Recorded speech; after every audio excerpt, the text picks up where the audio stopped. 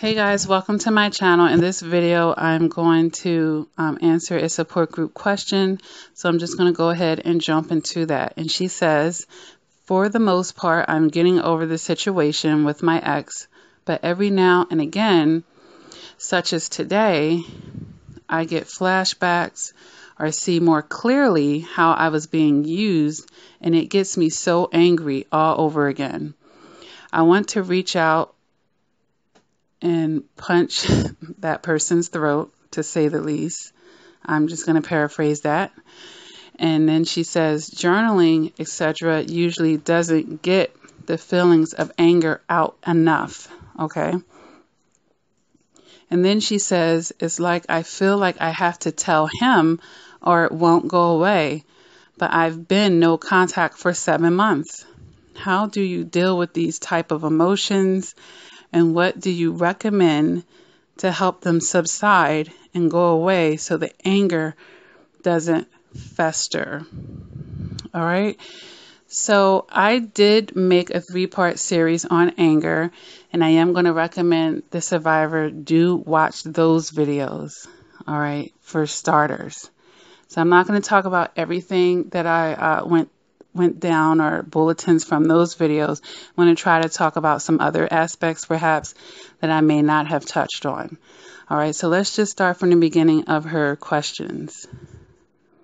So for the most part, I'm getting over the situation with my ex. So that's good. That shows that, she is making progressions and she's still just in the process. And that's not a bad thing because we're still progressing.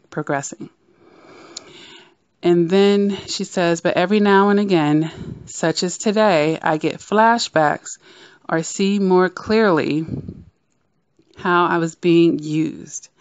All right, so flashbacks are very typical to occur when you've experienced a traumatic event. And, she may have a little bit of PTSD. It's possible. But when you're still working on healing from a situation, it's not going to be too far from your mind. So it's never going to feel 100% okay, or right what she's experienced. So every now and again shows progression because a lot of times survivors in the beginning, they're thinking about it all day, every day. So give yourself credit for that. So you get these flashbacks and you see more clearly how you were being used. So, this is typical as well because as we're healing and we're really seeking that clarity in the situation, we're putting down the rosy colored glasses, we're increasing our emotional maturity. So yeah, things that you didn't understand before because your emotional maturity had not, increased yet. So yeah, your eyes begin to open and you're understanding more about manipulative people. You're understanding more about narcissistic abuse. And the picture does start to become clearer and clearer. And I always say that it's always more than what meets the eye. Okay, so you see how this person took advantage, of your lack of emotional maturity or emotional intelligence at the time. And that will get you angry. It's like, wow, you really took advantage of the care that I tried to have for you. Like they used that care and that love against you. And you're saying all over again. But I don't want you to feel like all over again. Because as you just said, you're seeing more clearly. So it sounds to me more than all over again, you're realizing some additional things that the narcissist has done or, other offenses that may not have been so clear to you. It's just like if you're sitting here and you're replaying a situation and, you're doing it now that you're out of that trance, you're breaking away from the bondage, you've broken that trauma bond and you're looking with clearer eyes now. And you're like, wow, like I didn't catch that the last time. So it's not really all over again. It's just really you realizing things that you didn't realize before. Not to say that people don't feel pain all over again by replaying situations that they already know about, because that happens as well. And it may not feel as painful as the first time that it happened to you, but you still feel something. But let me continue on. She says, I want to reach out and basically, punch the narcissist. Like, she has a lot of physical anger and aggression because it's very insulting, is very belittling, and is very disrespectful, because oftentimes we've invited the narcissist into the most private and personal spaces in our life, whether it be at our dinner table, in our bed, in our home, around our families, and it's like a spit in a face. So once you realize, their pure disregard and disrespect for everything personal and intimate that you were allowing them to, come into it, and that can strike up some anger. And, anger is not a bad thing, but of course is what we want to do with it. So I'm not going to lie. I've had thoughts of physically harming a narcissist as well in my life. But, I had to step in my logic and realize that it was my ego and the emotional side of me that was, pushing those feelings. And logically, I knew I had a lot to lose if I were going to act on something like that, even if I felt like, I could sneak and do it or anything like that. But I knew that it was my emotions and not my logic. So I do want to point that out to this survivor, to understand that, when she starts to feel anger that, makes her want to do those type of things, is definitely her ego and her emotions that are driving, that urge, basically. And, a lot of human beings feel that way. People get into fights every day, all day. But in this situation, further down, where we find out that she's been 7 months no contact, and it doesn't sound like the narcissist is reaching out to her from what she's disclosed. It's really just her going through the grieving process as well, because we go through the grieving process even when it's not like a physical death of someone. So this anger that she's feeling is actually a healthy stage that survivors go through in a healing process. All right. And it sounds like she's tried to find a way to release that anger. I mean, she wants to punch someone, and she says journaling isn't helping, because really it doesn't sound like journaling is getting enough of that energy out. Like sitting down and writing and punching something, that's a different type of exerting of energy. In my anger series, I do suggest things like getting into kickboxing, or getting, in her case, getting her some cute hot pink gloves and go punch a punching bag. I suggested breaking glasses. I did suggest physical exercises and, ways to get the energy out that way. That aggression, like take it out on the gym or something per se, then, seeking that fight with the narcissist, that's just going to bring more drama and possibly legal issues, or you never know, because you could go into a rage once you get your hand on that person, and you could end up murdering them, really, because everything, you just don't know what will happen once you start letting that aggression out on that person. But let's just continue down here. Then she says, I feel like I have to tell him or it won't go away. Now, this is the part that I really could relate to, because I was in that situation before myself. And it's really quite interesting to me psychologically when I think about that, because we're turning back to the person that already showed us they didn't care.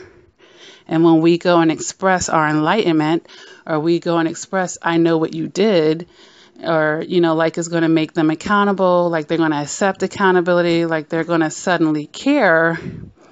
And what ends up usually happening is another offense from them will come. And that's what happened in my case. The times where I tried to, Like, even if it's something where she's reaching out to say, you know what, that's really effed up. You didn't have to do all of that. You know, I know you did X, Y, and Z, you know, because you don't want them to think that they got away with something. But we have to look at the source of who we're talking to here. We're talking to the person who did all these things to you.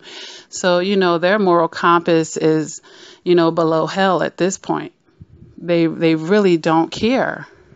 So it's really going to be like in one ear and out the other, or if anything, they'll laugh about it. They'll make fun of you. They'll just try to gaslight you, perhaps. They'll try to, you know, turn it around on you. That's projecting and reflecting there. They're going to do anything but give you basically the release and the comfort that you're looking for at that time. If anything, they're going to add on it, and you're going to feel that much worse by the time you're done interacting with you, because they're actually probably inviting that. If you've been no contact for 7 months and this person did all of this to you when you go knocking on their door, so to speak, and I don't mean that in a physical light, but you invite the narcissist back for that conversation, it's not going to be a conversation. It's going to turn into an argument, or it's going to turn into yet another instance of that person disrespecting you. And you're going to wish that you continued your no contact. Then you're going to feel like, okay, now I'm at my day one again, which really wasn't worth it. And you got no resolution from them. You got no resolution from them. But you can still, you know, obviously get it within yourself as you have been working through the healing process. So I highly recommend that, you know, when you get in this stage and it feels like you want to turn to him or it won't go away, you have nothing to prove to this narcissist. And maybe they made you feel less intelligent by the end of it because they were a con artist and manipulating you. But you have nothing to prove to them. And beyond that, that person isn't mature enough. They aren't. Their emotional intelligence will not be able to take this, conversation with you and do the right thing by it, which is, you know, take their accountability, try to make amends to you, apologize in a sincere manner. That's just not going to happen. So please do not reach out to this person to tell them what you understand about the situation. Your awakening and your enlightening is for you to take with you along with your lessons to make you better in the next relationship. All right. So don't worry about trying to tell it to someone else who's not trying to evolve, who's not trying to face responsibilities for anything, who probably will get their rocks off and use it to try to maybe even hoover you again. Now you're back on their mind again. If they've been leaving you alone for 7 months, like, it just opens up Pandora's box, and it's just not going to be a positive thing. All right. You don't want to mix yourself with that dark energy again. You don't know. It really might make you feel angry again. So I just highly recommend that you don't do that. So moving on, you said, but I've been no contact for 7 months. So congratulations to you. Most survivors take over a year to heal. So you may still have some time to go. And that's okay, but day by day you're getting there. So do not sacrifice your no contact to prove a point to someone who's not even ready to receive that point, okay? The only person you need to be proving stuff to is yourself. The only person that you owe something to is yourself, all right? So the rest of this says, how do you deal with these type of emotions, and what do you recommend to help them subside and go away so the anger doesn't fester? So how do you deal with the emotions? Well, first of all, by continuing to be patient with yourself and continuing to keep in mind that you are a human being that's, recovering from a traumatic situation. And to also keep in mind that anger is not a bad thing. And like I said, is what you do with the anger that's going to make it negative or positive, not simply feeling it. All right. So I did suggest, and since, you had such a physical, you wanted a physical outlet, that journaling is not physical enough to get rid of that kind of energy. So I don't know if there's anything, in exercising or sports, dancing, like anything physical that you like to do that, would exert the kind of energy as punching. In my video, I think I talk about breaking glasses and stuff, yelling at the top of your lungs. All of this is good. Just like I tell survivors, it's okay to cry. I mean, one day you really will be cried out about the situation. So it's okay to let yourself get to that point. All right. And also, even using some of the basic things that people learn in like anger management, and I'm not even saying that you have anger management issues, but we can learn from some of the techniques that, those people imply. And, things like deep breathing, counting, and also just working on your perceptions too, because a lot of times when we're getting angry, it's a perception thing as well. And you're thinking about or focusing on everything you've lost rather than everything that you've gained, So your perception, might need to be worked on in some instances. And then just making sure that you're not dwelling as well. All right. But we're all human beings, and anger is a feeling that we're all going to experience from time to time.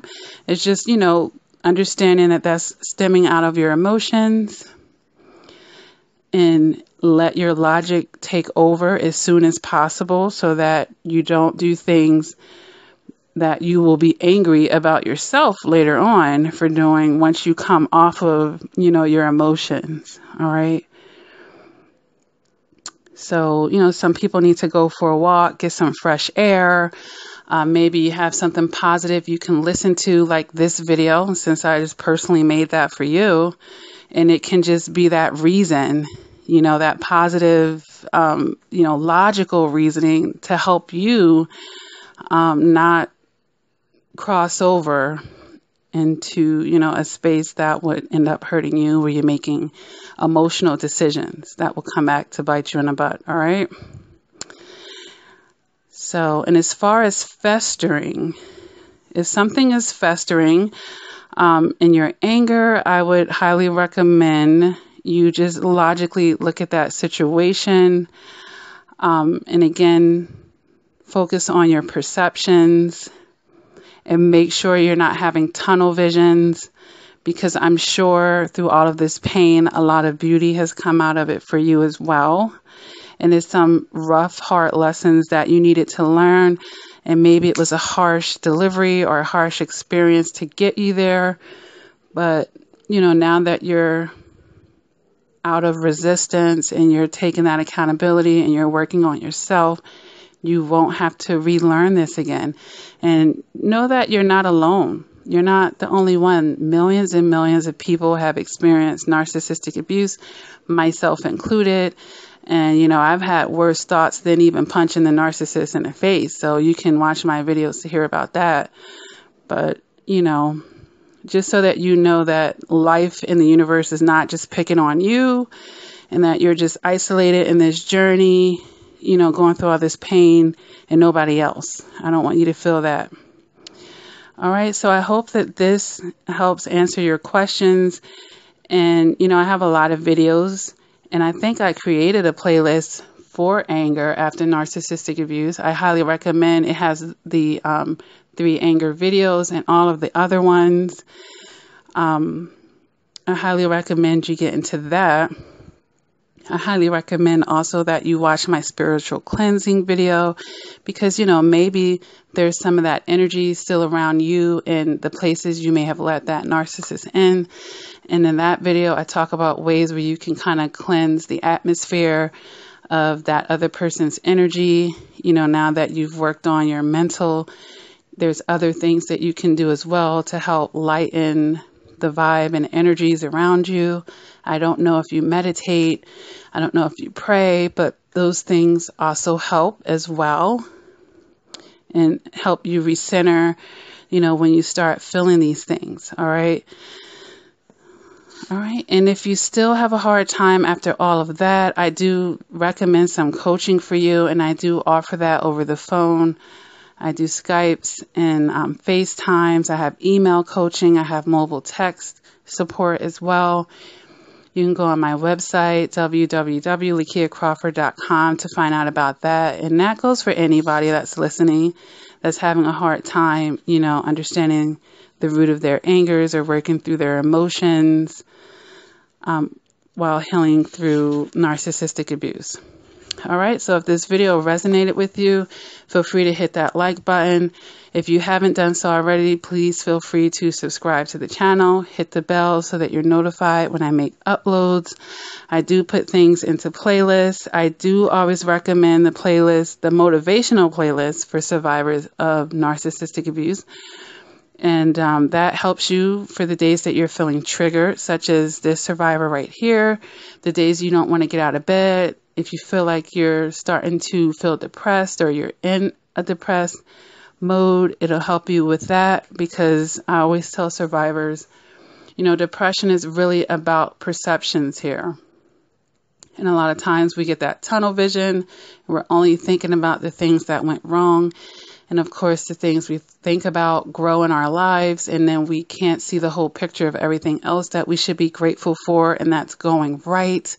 We lose our zest for those things, and we get off of our purpose when we get swallowed by that darkness, and that's definitely what I don't want you to do. So if you go on that playlist, there's at least, I believe, 40 videos in there that'll help turn that around for you. All right? So again, if you want to know about the support group, that's below in the link. Inbox me and let me know that you're a survivor. And with all of that being said, guys, continue to do the work. And until next time, take care.